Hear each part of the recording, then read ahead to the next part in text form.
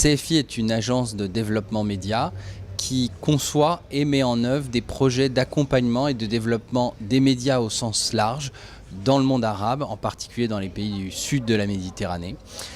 Quand on parle de projets de développement des médias, ce sont des formations de journalistes, c'est du coaching dans les rédactions, mais c'est aussi l'accompagnement de création de nouveaux médias, plus des médias citoyens, des médias locaux, des médias associatifs, pour donner un peu les clés et les bases du journalisme professionnel à parfois des personnes qui n'ont pas vraiment de notions journalistiques.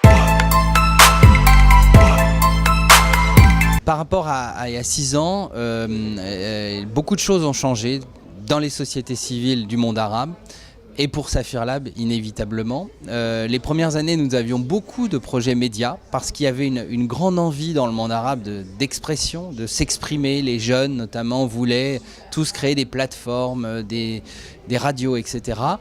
Et puis au fil du temps, ce type de projet s'est un petit peu réduit, le nombre de candidatures. D'abord parce qu'aujourd'hui il y a une offre dans beaucoup de pays qui est assez abondante en matière de médias professionnels ou de médias plus associatifs, citoyens, médias numériques. Donc le besoin est peut-être un peu moins prégnant qu'il y a 6 ans. Mais globalement, aujourd'hui, ce qu'on constate, c'est que les porteurs de projets qui souhaitent faire Saphir Lab sont plus matures. Aujourd'hui, il y a des porteurs de projets de la société civile et des organisations de la société civile dans le monde arabe qui sont plus structurés, qui ont déjà des bases et qui savent un peu où ils vont aller. Donc là, c'est vraiment là que Saphir Lab intervient pour les aider à encore mieux s'organiser pour réussir la mise en œuvre de leur projet, le développement ou la consolidation de ce qu'ils ont créé. Pour CFI, les révolutions arabes, ça a été aussi la révolution de CFI, puisque nous avions l'habitude plutôt de travailler avec des grands médias traditionnels, des télévisions, voire des radios, souvent publiques. Et avec les révolutions arabes, nous avons pris un virage à 180 degrés vers le numérique parce que ça a servi de catalyseur et nous avons décidé à cette époque-là d'accompagner des nouveaux projets dans le domaine du numérique.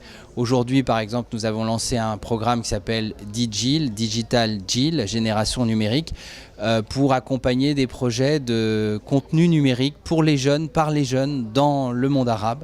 Nous venons de sélectionner 10 projets et nous allons en sélectionner 10 autres au début de l'année prochaine.